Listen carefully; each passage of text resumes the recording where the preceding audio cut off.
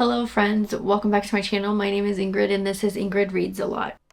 For today's video, I want to talk to you guys about the books that I'm in the middle of and some reading plans for August. I don't like to call this video a TBR video because for whatever reason, whenever I know that I need to read something, it like becomes a chore and then I don't want to do it. So I'm going to tell you guys the books that I want to read, and there is one book that I have to read, but it's not a huge thing. Like I can get through that one because I love it, but everything else is sort of tentative. I also don't have a lot of books to talk about because I do want to leave myself some room to mood read, which is mostly what I tend to do is mood read. But yes, let's get over the rambling and get started on this video. There are 3 books that I'm currently in the middle of, and that gives me slight anxiety. I won't lie to you.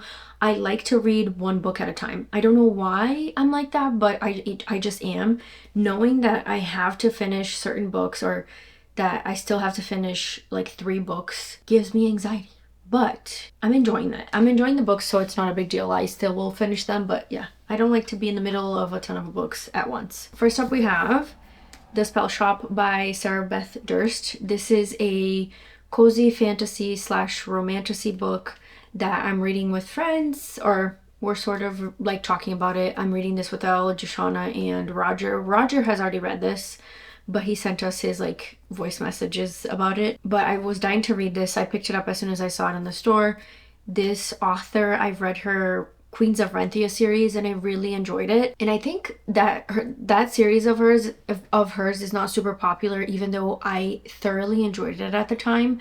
So I'm excited to see what she's gonna do with a cozy fantasy. I'm really enjoying it. I'm already done pretty much. I think I only have like 20 pages left to go. The synopsis of this book is that we have our main character Keela, and she lives in a city that has been going through an uprising and like a revolution. She works as a librarian. Her job is to protect spell books. In this world that she lives in, spell books are not available to the majority of people. When she realizes that this revolution is going on and they're invading the library, her and her sidekick, her assistant, who is a talking plant, his name is Kaz, they stow all the books away and they run away to a small island that Keela was born in, that the revolution hasn't reached yet. That's where this book starts. It's extremely cozy. Like, I am adoring this. I think I'm liking this as much as I liked The House in the Cerulean Sea, and that is saying something. Anyway, I'm loving it. This is not a wrap up, so I won't gush too much about it, but I'm loving it. And another book that I'm in the middle of that I'm not loving as much is Emily Wilde's Encyclopedia of Fairies by Heather Fawcett. I am reading this because everybody gushes about it and it sounded like I would love it. Basically, Emily is she's an academic. Her job is to write an encyclopedia of all the fairies in the world. And in this book, we're following her as she's in this very small, very remote island, and it's icy. The fairies that live there have never been like documented, and she goes to this island to finish her encyclopedia. It's cute. We're reading from her perspective, and she's writing in a journal. And then we also meet her sort of frenemy. He's her another colleague. They sort of have this like banter because she thinks that he wants to just steal her work, and he follows her to this island. It's us following along with Emily, finding out about these fairies, trying to get close to the people of the island who are very closed off towards her because they think that she's just coming to infringe on their privacy. And then we're getting sort of like a little bit of banter from her and her colleague. I'm only like I'm only like 99 pages into this book, but I just like I'm not super into it. I'm gonna finish it to see what I think, but I don't know. I don't know if I'm gonna love it as much as other people do. I do find this a little bit slow, and that's okay because we're like learning about the fairies and, you know, getting Emily's perspective. But I do feel like this is very dry so far, right? From what I'm reading, I'm not getting Emily's personality. She's very closed off and focused on this encyclopedia, and I'm just not getting a lot of her personality in this. I'm only 100 pages in, so we'll see. And then the other book that I'm in the middle of is Lucy Undying by Kirsten White. This book I got from NetGalley to read because it only comes out, let me check my spreadsheet. It only comes out September 10th. So I got this from NetGalley to read in advance and give my review. And basically this book is about Lucy. She is a young woman that was turned by Dracula. We're getting her perspective, but in different timelines of what it was like to when she was young and not a vampire yet. I think the book said that she was born in 1871, but we're getting her as like a young woman, and she has these suitors and she thinks they're all boring. So I'm wondering if then she meets Dracula and it's like this whole other world that she didn't know and kind of craves. But we're getting that perspective. We're also getting the present, which is she's in London and she meets this other girl, Iris, who I think they're gonna fall in love.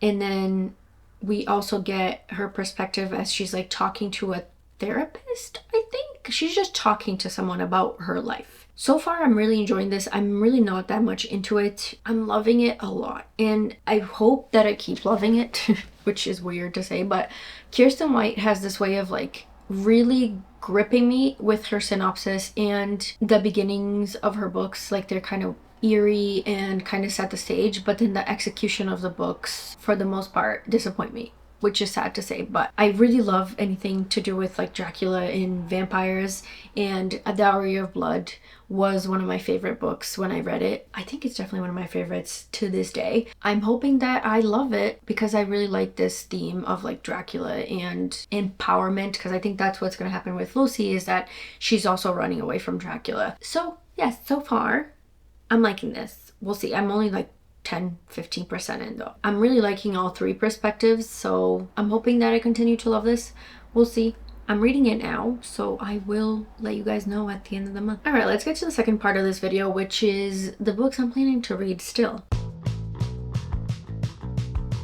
And the first book that I want to read is called Burn For Me by Ilona Andrews, and this is a paranormal book, which I should say I haven't read a paranormal fantasy in a long time. And years ago, it used to be like my bread and butter, my favorite. And I think that is for a lot of people, because I think paranormal books were at their height like in the early 2010s. Correct me if I'm wrong, but lots of people that were reading at the time loved these books. And I saw someone talking about this, I forget where it was, I think it was like on Instagram. This really made me, like the way she was talking about it made me want to pick up this book, and it's on Kindle Unlimited, so that's a perk that I don't have to pay extra for this. Side note, when I hear people say that oh, it's like you can get it for free on Kindle Unlimited, it's not free, people. You're paying for a monthly subscription. It's not free. Let's just set it right, because I hate when people say, oh, you can get it for free on Kindle. Yes, you can get a lot of books on Kindle Unlimited, and for the price, it's definitely a bargain, but it's not free. I don't know why that irks me, but it just does. Back to what I'm actually talking about, which is books. Burn For Me by Ilona Andrews is about our main character, Nevada. She's a private detective, and she gets like mixed up with this prime, and in this world people have superpowers, and depending on their superpowers and how much of it they have, their families become houses, and each house is respected because of their powers. And the prime of the family is the person with the most power, and Nevada gets mixed up with this guy that his name is Mad Rogan, and he is extremely powerful. This is classic paranormal romance. Obviously, I think they're gonna get together. Anyway, what caught me in this book was the superpower aspect and the world like hierarchy, and the fact that it's a paranormal romance. And I'm really like, for some reason, really wanting to read that. That's on the list. And I also have never read, or I should say I've never finished one of Ilona Andrews' books, because I tried to read that other series that they're really famous for, is Magic Bites. Is that the name of the first book? I tried to start that and I just wasn't into it. But this one sounds a little bit more up my alley. I will let you guys know what I think. But if you didn't know, Ilona Andrews is like a writing duo. It's a husband and wife. I find that like whenever people write in duos, I find that really interesting, because it must be a lot more difficult to like make the book flow if two different people, like two sets of brains, are writing something, if that makes sense. Or I wonder if someone like does most of the writing and then the other person just goes in and like adds things. I don't know. Anyway, this is just how my brain works. I'm always like curious how people make it work, you know. Another book I have to read is this one. I actually have to read because we're doing the Massverse read along. It's Queen of Shadows by Sarah J. Maas. This is book 4 in Throne of Glass, and it's the book that we have to read for the month of August. We are having the live show on September 6th on Bethany's channel. I'm really loving doing this read along with everyone else because it's just fun to do the live shows on Bethany's channel and get to talk about the books and get to gush and get to like run different theories that I have by them and just get to talk about these books that I love. I will see you guys on September 6th if you're excited to hear what we have to say about this book. Next up, I want to read The Ninth Reign by Jen Williams. This is a fantasy book series, high fantasy series, that Jashana bought me as a gift, and I haven't read yet, and I want to. Basically, this book is, I think, like a quest, and it has like found family. Sounds like there are witches, vampires, and they want to save the realm that they live in. I am a sucker for found family, especially with like beings of separate species. They have to come together and put their differences aside and they become friends. I just love that. And it sounds like that's what this is. So I'm definitely gonna pick this up this month because I've been craving fantasy lately. Jashana really loved this, and Elle really loved this too. She talks about this series a lot, and I just want to read it. Oh, another book I want to read, and it was recommended to me by Dashana, is a mystery thriller, or just a thriller, I don't know. It's called Look Closer by David Ellis, and I didn't read too much of the synopsis because that's how I like to go into thrillers, not knowing a lot. It sounds like it's like a domestic thriller. That's all I know and all I care to know because Dashana was saying that this is really, really good. Oh my god, can we stop? Like, why do all of you have to alert me at the same time? It should be one. The last book that I have on this list, which is a tentative add to this list, is called Spark of the Everflame by Penn Cole. This is also on Kindle Unlimited. I heard Jess from Jess Owens talk about this and really enjoy it. And it's a romantasy book, which I quite enjoy. So it sounds like this book, the human world was colonized by gods and they left their descendant in place to rule over the people.